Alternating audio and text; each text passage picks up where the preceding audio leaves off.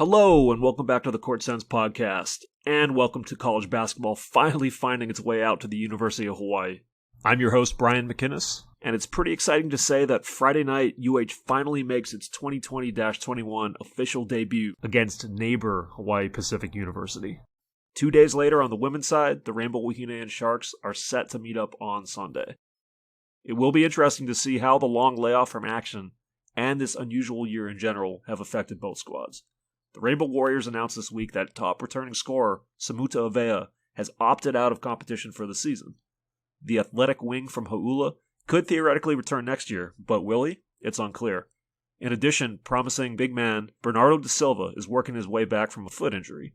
So, the completely overhauled Vows will essentially have a brand new starting five, anchored by 3 Division I transfers in Noel Coleman at the point, and forwards Kasdan Jardine and James Jean-Marie in the post. I've heard good things about these 3 guys in particular, but no one outside of the team has seen them under the lights yet, so it'll be interesting to see how they come together. Interestingly, Jardine, a newcomer from Utah Valley, and sophomore guard Justin Webster, a vocal player still relatively young, were recently named co-captains. But from here, we're setting aside hoops this week until next week's edition of the pod, when we can break down what happened over the weekend.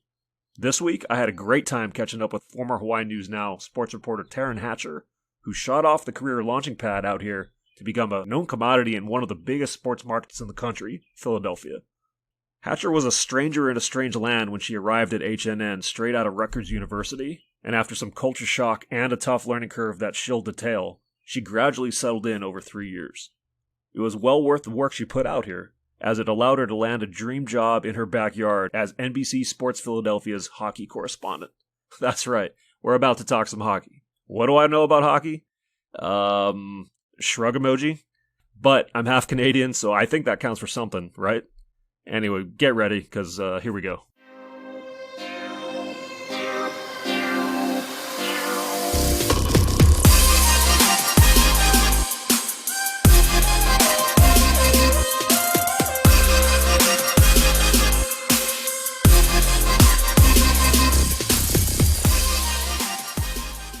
Check out Mike and Kara at No Ko'oi Automotive in Kalihi for all your vehicle repairs and maintenance needs.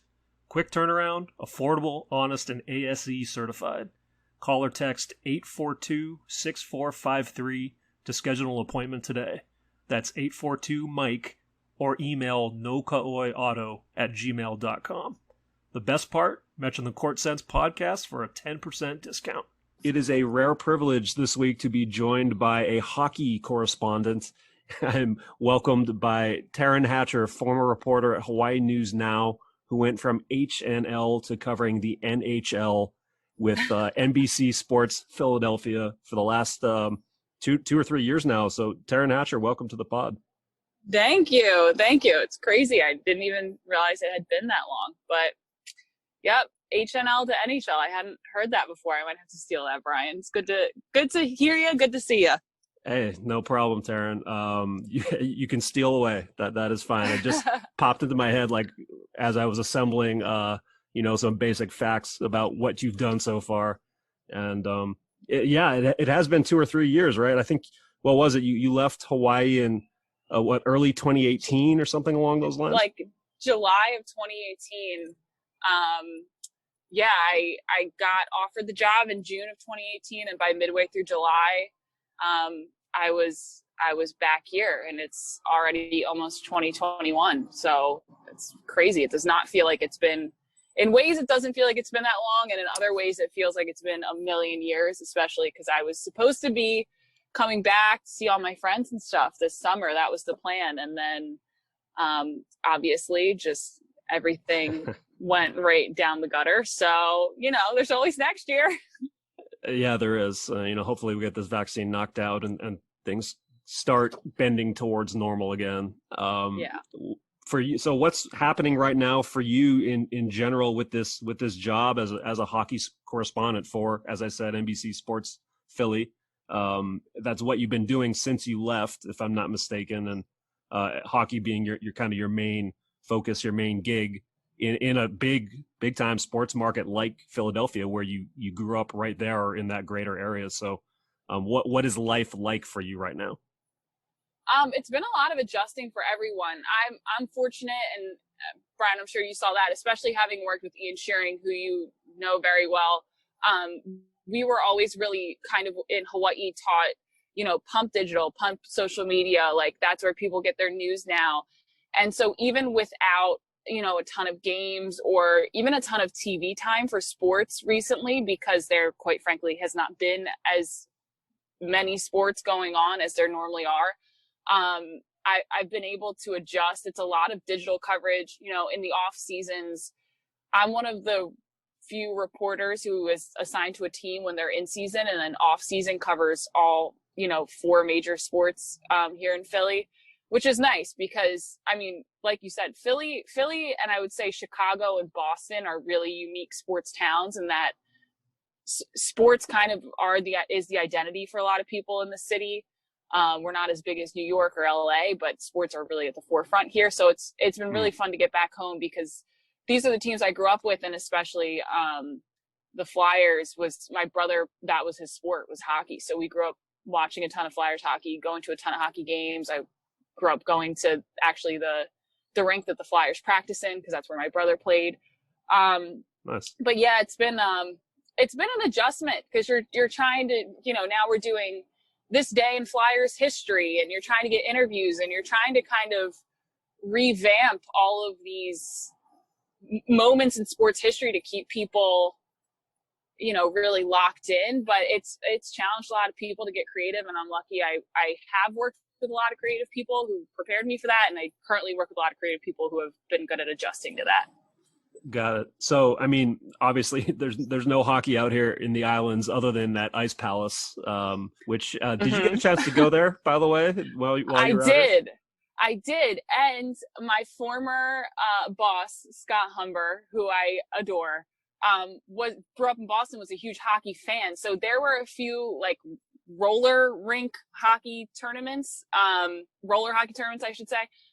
That he actually would send me out to and be like, can you please go cover this? It's my buddy's league and blah, blah, blah. And so I would go. So I actually did cover a little bit of hockey while in Hawaii, but it was roller hockey. And, it was wild, but yeah, it was so strange because the only way I probably saw the Flyers less than a dozen times a year because you could only catch them on the national broadcast. You had to watch everything online otherwise. But, it was quite an adjustment. I always joke I went from moving to Hawaii and having to learn how to say Hawaiian phrases and Samoan names and Tongan names and Filipino names. And then I moved back here and all of it was rendered completely useless for me. It's now I'm trying to lock up on German and, Eastern European pronunciations. And, just really, really tested me, but it's been a super fun ride. All right. Well, I'm definitely circling back around to that, and on the topic of pronunciations out here, I want to ask you what the toughest one you ever had to learn here was, but we're gonna get back to that. So, okay, Taryn, first I'm curious, you touched on some of the things you're kind of doing to be creative right now amid still ongoing pandemic times, and I correct me if I'm wrong. I think the NHL, the last thing I heard, new season starts in January or around right after the New Year, maybe. When it hit this past springtime and, everything shuts down and then NHL eventually does bubble in Canada successfully, what are you doing at that point? Are you just covering things remotely? Was there ever a chance you could go up there to be a media member in the bubble? No, there was no, our Sixers reporter was not sent to Orlando. I was not sent to Canada. From my understanding too, it was pretty difficult for American reporters. They did lax up towards the end and allow it, but there was even a question at some point, or it had been communicated to me that there might be a question at some point if they would allow that. But it's hard to know, right? Because once, and I'm sure you know this from experience too, is once you're close to people who have an inside track, they hear things unofficially and then you hear things officially. And then specifically in this situation, things change like day to day. And so I had heard so many things that, were announced and then were changed after they were announced and then weren't announced, but was the preferred thing they wanted to do, but they couldn't do it. So no, I had to cover everything remotely. which was not the most fun because generally when you're a sideline reporter, the best part of your job where you get the most is just kind of going in and hanging out with the guys and seeing them interact, after practice. And when you're doing it over a Zoom call with like 8 other people, they also don't have great connections with all the reporters. It's very kind of disconnected, but the guys were great. And I can't say enough about hockey players in general are just such easy people to work with and to deal with. It's almost like when I would cover surfing out in Hawaii, like the surfers were just such normal people and they were so nice to deal with. So, everybody tried to do their best, but yeah, we're basically in Wells Fargo Center in Philadelphia where the Flyers play. No fans, no people, just us, the broadcast teams in an empty rink. And we had to watch on TVs what was going on and then report as if the game was happening in front of us. It was very bizarre. It was like walking through a ghost town and kind of setting up your office there. But, I work with a great team. Our play-by-play guy, our color analysts are some of the best in the entire league. So everybody adjusted really well. And, it's just, I would prefer to be there in person. I think most people who've watched a hockey game in person agree it is the best sport to watch in person. So kind of stinks when you can't be there yourself. Yeah, I hear that all the time, that you got to be there in person for a hockey game at least once. And definitely it's still on my bucket list. Definitely want to do it someday. So Taryn, like what do you think the reality will be for this coming year? Are you going to get to go to games normal, like with no fans? Like what's the word right now? I don't think there will be fans, at least not until there's some grip on a vaccine and what that looks like. But then you have the whole issue of how do you prove people got it? Do you let people in if they didn't get it? There's just so many questions that I find it really unlikely that we're going to have fans at least for a while. I'm hoping that they'll be able to play in home cities.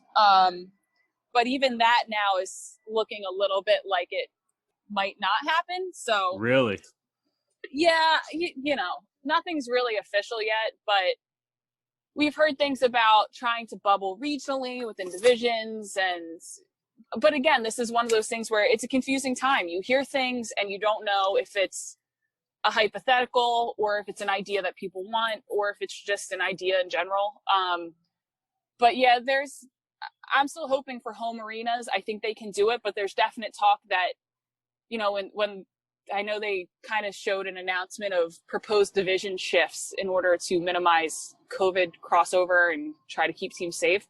But they're expecting to try to keep Canadian teams in Canada as much as possible and make a Canadian division, which says to me that, so there's, and you understand why, but I know I talked to the deputy commissioner of the NHL about a month and a half ago, and he said even then you're going to hear a ton of things, and they may be totally credible, and they may completely change before they're officially announced. So again, I think no one really knows yet, but I think it's highly unlikely that we see fans, which stinks. But sure, I think that's reality of the situation. At least not until vaccines are widely distributed and numbers are way down. I mean, who knows, but they're trying to do a shortened season this year in order to get back on a regular schedule next year. And with that comes, a timeline of ending the season midsummer or early summer. And realistically, are people going to be healthy enough? Is the world going to be healthy enough by then? Will they have protocols for vaccinated people versus non-vaccinated people coming in? Like, you don't know, especially when you hear that airlines are going to make people prove that they got the vaccine in order to fly. It's just crazy times. It's hard to sift out what's real and what's not, but I'm trying, Brian. It's just, it's a whirlwind of information and none of it's straightforward at the moment. Well, credit to you for at least trying to suss it out right now. I do not envy that at this moment in time.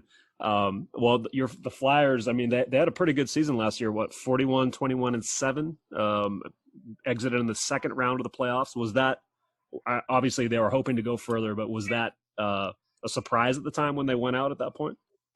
I was not surprised. I was not surprised they got that far. I know the Flyers had a terrible year the year before. What is that noise? The Flyers, excuse me, I'm in my car, guys. The Flyers had a terrible year the year before. They went through an NHL record number of goalies because they had so many goalie injuries and everything else and in between. Didn't make the playoffs, got themselves in a terrible hole early in the season. And I think a lot of people went into this season and didn't have a ton of faith. And then they kind of shocked everyone. They were towards the top of the Metropolitan Division, made it to the second round of the NHL playoffs for the first time since 2010. So since I was in high school. But I wasn't shocked. I mean, they're a really good team, and they're a team that's going to be really good for a while. Love to see them make it a little bit further. They didn't play their best hockey against the Islanders in that second round, and they still found a way to push that team to 7 games. But I think had the pause not happened, and a lot of people like to, talk in hypotheticals about, if the world was normal right now, I get it. But if the pause hadn't happened, I do think they would have made a much deeper run to either the Eastern Conference final or the Stanley Cup final. But woulda, coulda, shoulda. There's always next year. And, I think the Flyers will be set for quite a few years. All right. So, all right, Taryn, when you left Hawaii, I'm sure must have been a dream situation for you going back to basically your hometown to do what you're doing right now. Did you know that you wanted to be part of like a sports broadcast crew, like what you're doing now, as opposed to, say, because you were like a traditional sports anchor when you were out here in Hawaii, and I know those both are in the broadcast realm and kind of two distinctly different things. However, did you know you wanted to go that route when you left? Oh yeah, ever since I was a little kid, that was really the goal. I think you get to know a team better when you travel with them and you're around them and you go to their practices and they know you, like your face, your name, who you are. That was always what I wanted, because I think you get more kind of more truthful journalism out of it. You also get more revealing journalism out of it. I think you can get people's personalities a little bit more, and you can cover them in a more nuanced way. That's just kind of the best brand of journalism you can hope for, is to really know the people you're covering. And you don't always get that when you're running from this sport to that sport to this sport to that sport and then go into the studio. And so I love what I do. And I like to be at games. That was always my thing, is I don't want to be in a studio. I want to be at the games. And hockey was kind of, it wasn't the dream job because it didn't exist in Philly. They had always had 2 analysts, one up in the booth and one between the benches. And they were both almost always former players. So they were always men. So I got to be the first true rinkside reporter, which has been amazing. But honestly, I think hockey was always the ideal sport for me, because it's just, for me, it's always been my favorite sport to watch, especially in person. I love watching football. It's harder to watch football in person than on television. Hockey is so much more, it's so much more fun to watch in person, and B, I think you really get the feeling of the game and the flow of the game and the players and how they're feeling and where they're at when you're right next to the ice, and you can see their face and you can see them, chirping other guys on the ice. It gives you just a different kind of insight into the game. So yeah, that was always the dream, was to be on a game broadcast in some way or another. But if we're being honest, if you're covering sports for a living, you really can't go wrong. It's all pretty awesome. Well, you get to travel everywhere with the team. You get to go to Prague and Switzerland for the preseason, and you go to basically all the road games, right? Oh, and Brian, I will not ever hold back on this. I am not a gal who makes enough money to afford to stay at the Ritz-Carlton in Montreal on my own, but the team stays there. So that's where we get put up. And that part of the job does not suck either. You get to fly on the team charter, and you get to go all these cool cities and see all these cool things. And yeah, last year I went to Switzerland and then to Prague with the team. And it was a wild ride. It was so much fun. we went to Switzerland for 4 or 5 days, and then Prague for 4 or 5 days. And then we came home for 3 days, and then we went to Western Canada for 11 days for a road trip as well. And it was just one of those things where until you physically do it, you don't quite understand how much that traveling and being on the road takes a toll on a player. And I think it makes you a little bit more sympathetic to their cause. But it's also just the most fun experience, because I don't know if I would ever get to, Montreal or Vancouver, or, we would go to Calgary and I would go up to Banff, which is this beautiful mountain up by Calgary that's just like straight out of a fairy tale. It's amazing. So I consider myself incredibly lucky. Yes. Well, my Canadian half, my mom's side is all from Canada. They would appreciate the fact that I'm having a hockey correspondent on right now. So, oh, that's awesome! Shouts to them. Where are they from? They're from the Toronto area, like near Guelph in Ontario. So they know their hockey. That is for damn sure. I have no doubt at all. Those Ontario boys don't mess around either. I think because they're so close to Toronto, they're like hockey heads. They know all the hockey history. They're all into it. Like, it's wild. It is wild. It's like NFL football up there. It's wild. You mentioned, it's your favorite sport to watch growing up. I know growing up your sports were soccer primarily, and I think basketball also to an extent, right? My dad played college basketball, so. But ice skating wise, how are you as an ice skater? Is it a requirement to be an adequate skater to at least, have some chops covering hockey? I can skate. I'm a decent skater. Grew up first rollerblading with my brother, because like I said, my brother liked hockey. And then when he would practice from time to time, my parents would rent me some skates, and I would go do the free skate on the other rink, because there's 2 rinks at the skate zone where he would grow up practicing and playing. So I can skate pretty well. Can't play hockey a lick, just not good at it. Mom wouldn't let me. I had 2 friends who played. They both broke their wrists within a week of playing, and my mom was like, no shot. Plus it's expensive, and I'm sure they were just thinking one kid playing hockey is enough damage to our wallets, less 2. It is not a requirement. I know plenty of gals in the business who are phenomenal reporters who do not skate. Even Keith Jones, who played for the Flyers, had a great hockey career and is now a phenomenal broadcaster, is also on national broadcast for NHL and NBC. Keith Jones has candidly said to me many times, the day that he retired, the last game he played, he has not put on his skates since, and he feels no need to ever skate again. And so, I would say it's not a requirement. I think it certainly, I love to listen to the women who have played. Obviously, Kendall Coyne has become quite a name in terms of women who are phenomenal at hockey, have gotten into hockey broadcasting. And it's so, I love listening to her analysis. But no, don't make me play. But if you ask me to skate, I am A-okay, yeah. Okay. Well, Taryn, something people even out here, in a hockey-free zone for the most part, most sports fans will have seen clips of the Flyers mascot Gritty, who was unveiled a couple of years ago, almost, I want to say, kind of concurrently when you arrived back there for this job. Yep. Same exact time.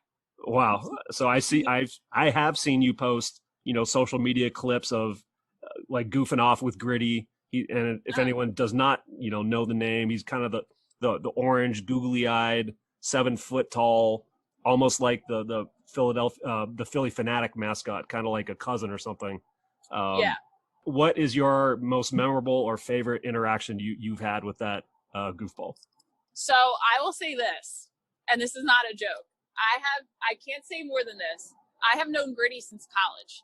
Me and Gritty go way back. I have known Gritty since college. And you may be asking yourself how, but I can't explain any more than that, or I will get in trouble with the actual team. But I have known Gritty for years. Favorite Gritty interaction.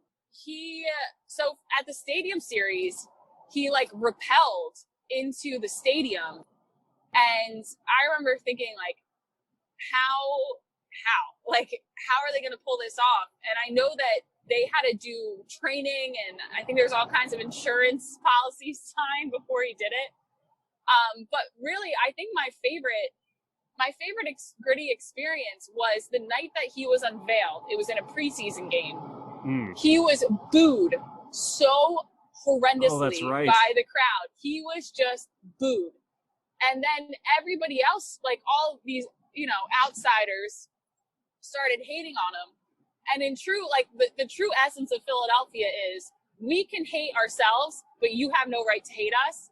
And so once outside people started to attack Gritty, that's when Philly really embraced him. And at the drop of a dime, or at the drop of a hat, I don't know, whatever. At the drop of something, literally everybody in Philly just completely made a full 180 on this guy. And he was on Good Morning America all of a sudden, and he's on The Tonight Show with Jimmy Fallon and hanging out with Katie Nolan, and kind of became a sensation. And I just thought, whether you like Gritty or not, that reaction is so purely Philadelphia in my favorite way that you could not have picked a better scenario for a mascot, because it's just, that is this city in a nutshell. We can say whatever we want about Carson Wentz. We can say whatever we want about Gritty, about Ben Simmons and Joel Embiid and Bryce Harper and everyone in between. But if you say anything, we will scream at you in the bar over the loud music and the people once we're allowed back in bars again. So that was kind of my favorite experience in terms of Gritty. I will say this, as someone who has not even a baseline of hockey knowledge, he is the only mascot I could name, specifically who the mascot is, what his name is for any NHL franchise. So take that information as for what it's worth. And not for nothing, the social media team behind his whole shtick are some of the smartest people I know. I mean, they really nailed it with the way that PR is out of this world for that exact reason. I mean, he's probably, I would argue, maybe the most famous mascot across all four major sports, currently at least. So, I mean, the PR is insane on him. So kudos to that team of people, because I don't know how they pulled that off. Well, I mean, we talked up a lot of your Philly roots, Taryn, but you went away for college to Rutgers in New Jersey, and that's your launching pad to get out here to Hawaii. Your first reporting or broadcast job out of college, at least on a full-time basis, was out here in Hawaii. I think you were 22 when you came out here, something like that. Yeah, it was like a few weeks after my 22nd birthday. Yeah, it was supposed to be. I was still technically supposed to be in college. I forced myself to graduate early. So my last semester of college I was out here instead. We're out in Hawaii instead working. Yeah. So, I'll be honest, most of the time that you were out here, I actually thought you were from the Jersey area, because you would be doing these Jersey accents, when we'd be out covering games and events and stuff. I'm like, oh, okay, she's from Jersey. So yeah. Well, I mean, technically I am. I'm from South Jersey, but South Jersey, Brian, this is so unrelatable to everybody who's listening, but South Jersey and North Jersey are two separate states altogether. And South Jersey just says we're from Philly or from close to Philly, and North Jersey says they're from New York. Okay. And everybody I went to college with said they were from New York. And so I guess I would pick up on their accents, and that was kind of my exaggeration of where I grew up. Gotcha. Because it was just, it's wild to me, because I only grew up an hour and a half away from Rutgers, but I got up there and I was like, you guys are a different animal. You guys are a whole different species from the people I grew up with. All right, Taryn, can you do me a favor before we hit on a couple of Hawaii things? Okay. The current, I know you keep up on your Rutgers sports. In your best, Jersey, Rutgers area accent, can you just let people know what's happening with Rutgers right now? All right. So Greg Schiano is back in Piscataway as the head coach of the Scarlet Knights football team, #CHOP. And he's doing a great job. They're not it would have been great if they could have beat Penn State, but they've had a pretty decent season, and I'm excited for the future. And as far as the basketball team goes, last night they beat Syracuse, and they're ranked, and Syracuse wasn't. And that's how 2020 is twisted, is when Rutgers is ranked and Syracuse isn't, and Rutgers is handing it to the Orange. It's wild. But you know what? Rutgers is on the up and up, and I'm here for it, So what more can you ask for, Brian, besides a vaccine and maybe a little bit of indoor dining permitted in Philadelphia, Pennsylvania? That was all I could ask for. Thank you, so somebody's gonna be listening and it's like, I don't sound like that. So you went from that to Hawaii, where I know you'd never lived before, and correct me if I'm wrong, I don't even know if you had visited before. No. As a child or anything. And what kind of culture shock was that for you? It was pretty massive, I won't lie. Yeah, I had never been there. I came for my audition, but that was it. That was like a 3-day show up, audition, get the job or don't get the job kind of thing. Luckily, Rick Blangiardi, who was then the general manager of What You News Now, he invited my mom out with me because I hadn't even turned 22 at the time. I didn't even finish my college exams yet when they flew me out to audition. And he was like, if you want to bring a family member with you, I totally understand, like put them on the ticket, whatever. And he showed me around the island the first time. And I think he really wanted to make sure that I felt okay about dealing with completely immersing myself in something that was totally unfamiliar to me. I knew of the June Jones UH football days. I had watched actually UH women's volleyball a few times because we didn't have volleyball in our area, but I always thought it was such a cool sport, and I thought if they had, that was a sport that I would have loved to play. So I had watched them in the NCAA tournament, and I knew a little bit about Dave Shoji and the Rainbow Wahine volleyball program. But outside of that, I had no knowledge of Hawaii at all. I had never been there, and I only knew one girl who had ever been there.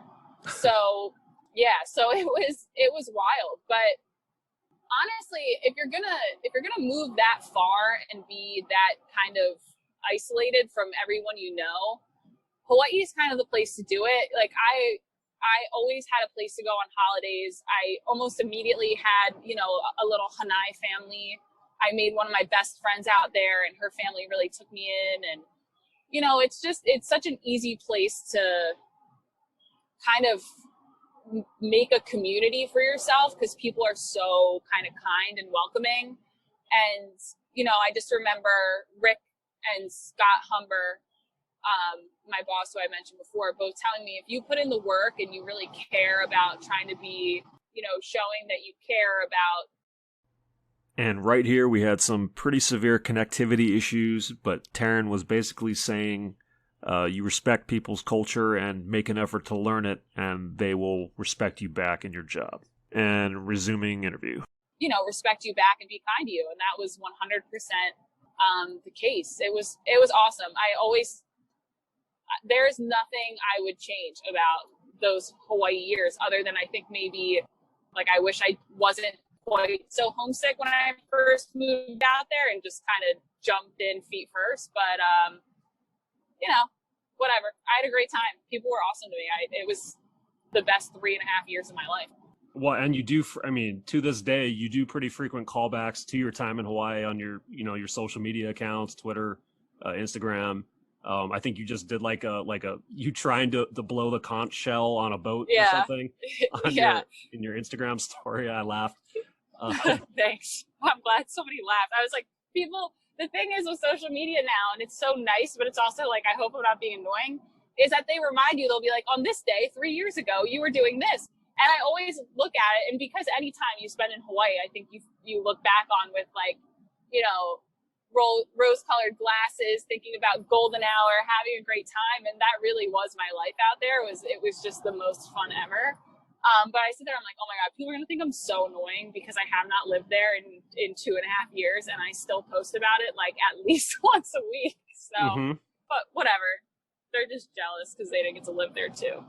No, but it's not all, it's not all just, casual things like that. I mean, your pinned tweet on Twitter is still like about the former football player Kalepo Talia, who had that unfortunate diving accident and got like mostly paralyzed, right? So, I mean, I see the callbacks. I respect it.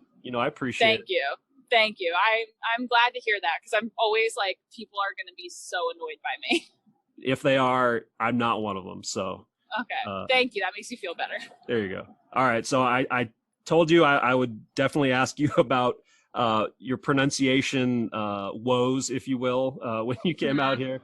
I think at one point you released like a compilation of pronunciation fails or something like that, if memory serves, of all the Polynesian names you had to try to tackle.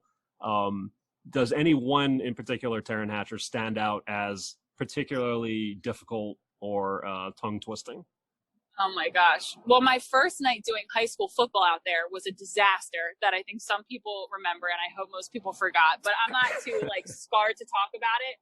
The prompter crashed, and so Mileka Lincoln, who I adore and is one of, the most well-versed people on Hawaiian culture and current Hawaiian issues and everything, that I knew when I worked at Hawaii News Now, had always said to me, don't just memorize names, learn pronunciations. And she'd work on the vowel sounds and the combination of vowel sounds. And when the okina falls here, you say it this way and everything. And so I had learned the names, but I hadn't committed them to memory as if I was like an actor learning lines, essentially. And I'm sitting there trying to source highlights from, stringer video that's being sent over from Maui and from Big Island, and had gone out and shot some stuff myself. I come in, I ingest it. I'm working like a mad woman to put all this stuff in and put these scores in. And then the final sheet was a score sheet, and it was all neighbor island names. So it was Lahaina Luna and Kalakaehe, and names that I wasn't super familiar with from Oahu, but I knew how to pronounce by reading them. And naturally, the prompter crashes, and there's no script in it. And I'm sitting at the desk trying to read off of this little graphic monitor that is tiny, that's about 10 feet away from me. And I'm just and I was trying to read names and just butchered all of it. And I was mortified because it really, it was never lost on me that if you don't respect people and show that you care enough to learn, what you're talking about, why should they respect you in your job? And I had tried so hard, and I still just absolutely bashed it. But then, from that point on, I was like, I'm going to nail the crap out of this every time I'm on air from then on. And it became that I got better at saying Hawaiian names and places than actually speaking English. So that blooper reel, all of the words I messed up were in English. I could say Makani Kema Kalevahea 100 times in a row and not mess it up, but I couldn't speak English. And but yeah, it became something that I really worked on and took pride in after a while, to the point that I was watching it must have been I was watching on Netflix this show called We Are the Champions, and it's about odd sports, and one of them is yo-yoing. And there's a kid from Maui, and they start the shot in Maui on Haleakala, and the guy who is narrating it goes up on the top and the highest peak of Haleakala, and I got so irrationally mad. I was like, how can you be hired to do this job? You don't know how to say the word. I was so irritated.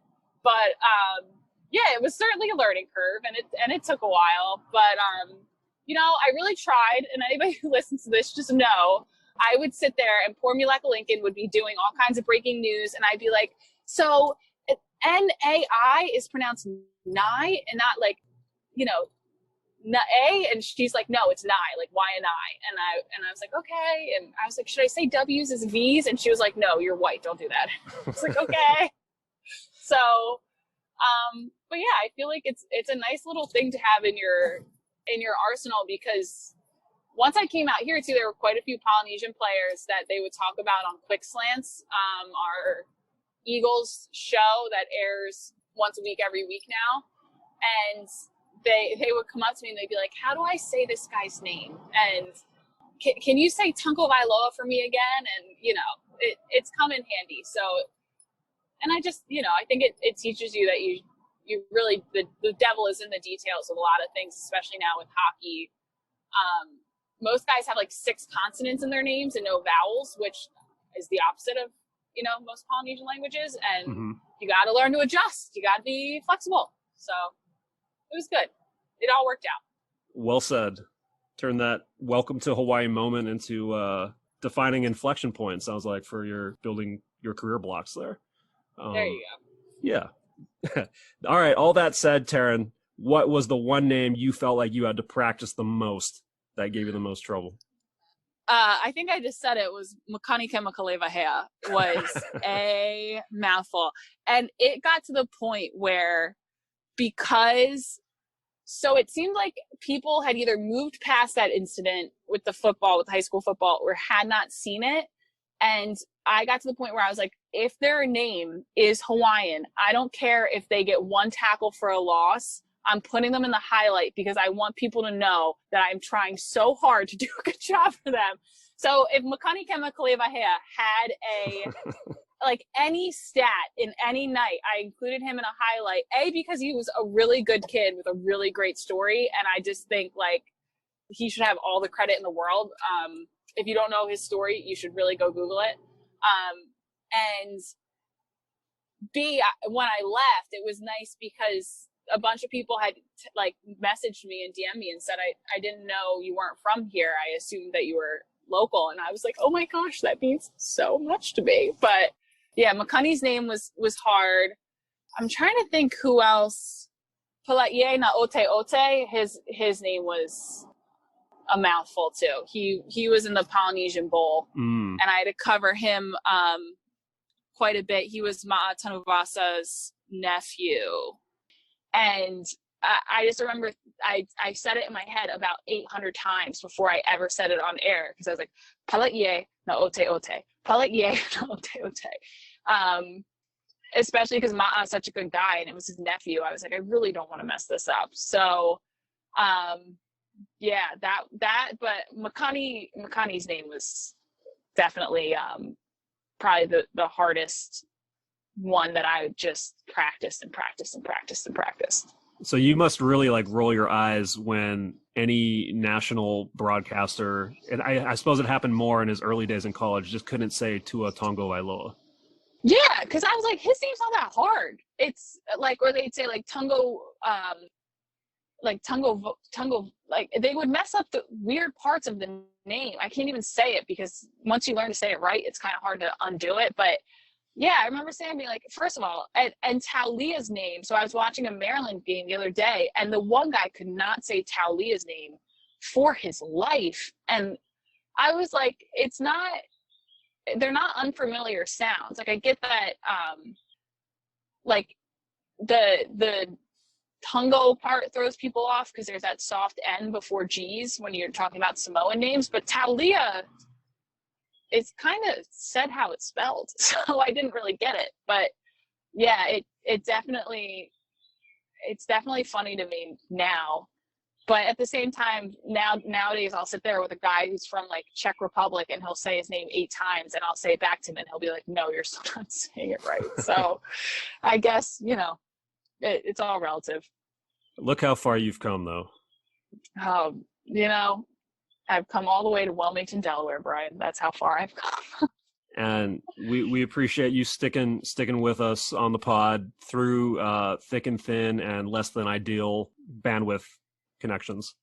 Yeah, apologies, guys. I have to drive across state lines in order to go to the gym right now, which means that I'm hitting all kinds of service errors and issues on the way from Philadelphia to Delaware just to go to a Pilates class. So, it's wild, but so fun to catch up with you, Brian. Yeah, it was a lot of fun, Taryn.